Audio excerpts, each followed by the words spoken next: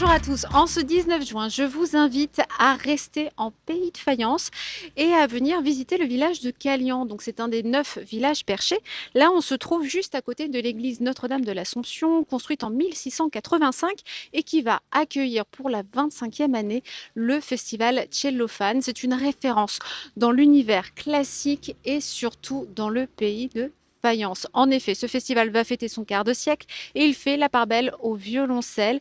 Il va le représenter dans toute sa diversité, sa richesse et sa puissance. Entre quatuor, carte blanche et performance solo, on notera notamment un hommage aux grandes compositrices lors de 2 concerts donnés le samedi. L'occasion d'entendre les œuvres de Nadia Boulanger, de Clara Schumann ou encore de Florentine Mulsan, qui elles sont restées dans l'ombre contrairement à leurs contemporains masculins.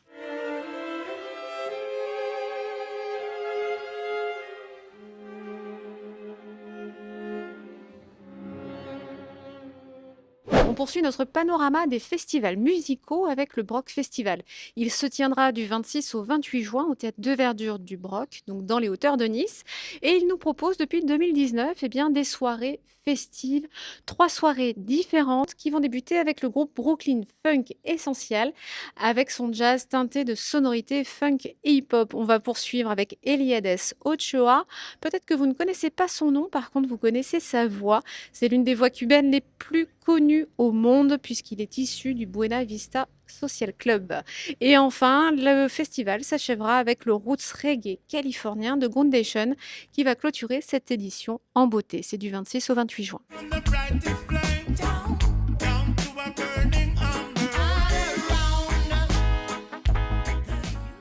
Autre festival incontournable de la région qui revient pour la 20e année consécutive, les Nuits Carrées à Antibes. Ils vont de nouveau s'installer sur l'esplanade du Pré des Pêcheurs du 18 au 21 juin pour 4 soirées, dont une toute dernière gratuite puisqu'en hommage à la fête de la musique. Au programme, une première soirée qui va faire la part belle à la jeune génération avec entre autres NASA et Lamano, tandis que par exemple le lendemain, les trentenaires et Quadra profiteront quant à eux d'un dance floor géant rythmé par la French Touch de Cassius ou encore du duo Bon Entendeur.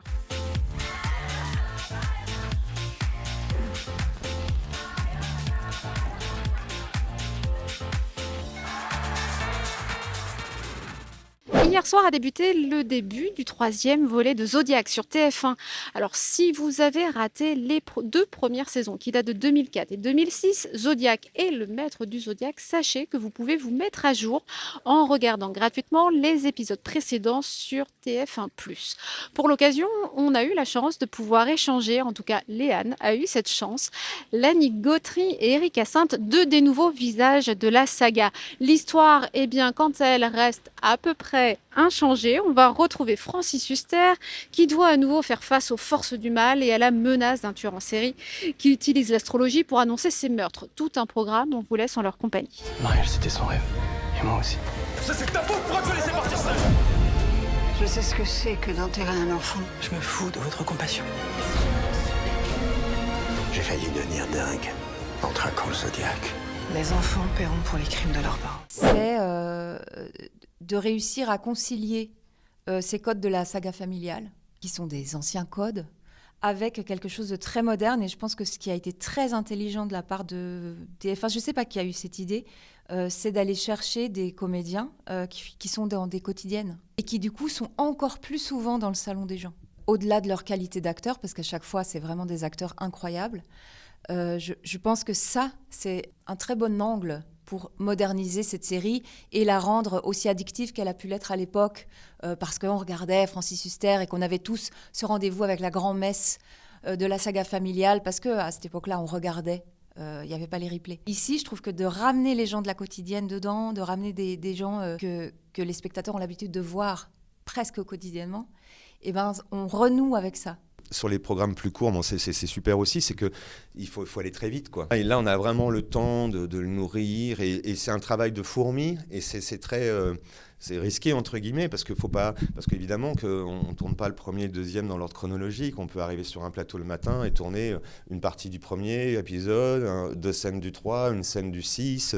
Et donc ça, c'est dans la continuité, c'est un vrai boulot. Moi, je sais que je suis un bosseur, donc jusqu'à minuit, 1h, j'ai tous mes scénarios, quand j'ai toutes mes scènes et je regarde ce que j'ai fait avant, je reviens sur la scène, ce que je compte faire après. Enfin, ça, c'est le travail qu'on fait en amont, mais il faut toujours être très attentif. C'est comme tu dis, c'est ce travail d'orfèvre, moi, qui me plaît dans les séries aussi, c'est de pouvoir justement distiller des choses pour pouvoir avoir une progression, une montée en puissance, quoi. Pour rendre hommage au dernier festival dont on va vous parler, qui se passe dans un village hautement perché, eh bien nous avons grimpé tout en haut du village de Calian. Autant dire qu'il fait chaud et qu'on est crevé. Alors, on va vous parler du festival de théâtre, danse et d'humour de Roquebrune Cap-Martin, qui se déroulera, attention pour les habitués, non pas à la fin du mois, mais au tout début du mois de juillet, du 1er au 10. Alors, toujours à Roquebrune Cap-Martin, bien sûr, mais dans 2 lieux distincts sur le parvis du château et pour la toute dernière soirée dans le parc des Oliviers. Alors, cette 51e édition va évidemment faire la part belle au théâtre, grâce en grande partie à des compagnies régionales qui viendront dévoiler leurs pièces.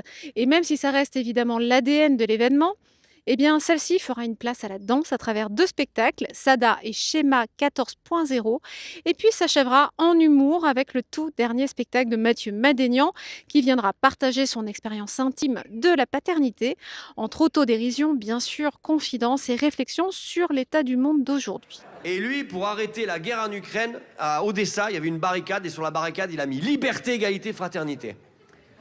Je suis passé à un marché, parce que moi, sur ma boîte aux lettres, j'ai mis pas de publicité.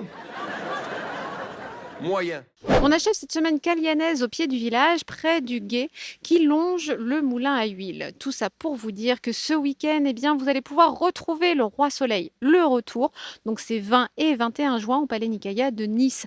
Et évidemment, c'est la comédie musicale phare qui nous a fait rêver il y a 20 ans et qui a révélé entre autres Christophe Maé et Emmanuel Moir. Ce dernier a d'ailleurs conservé son rôle de Louis XIV.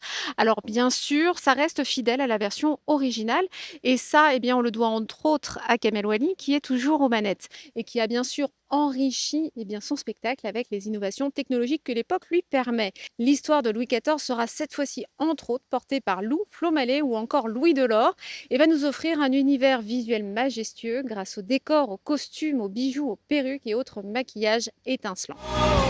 Il ne passe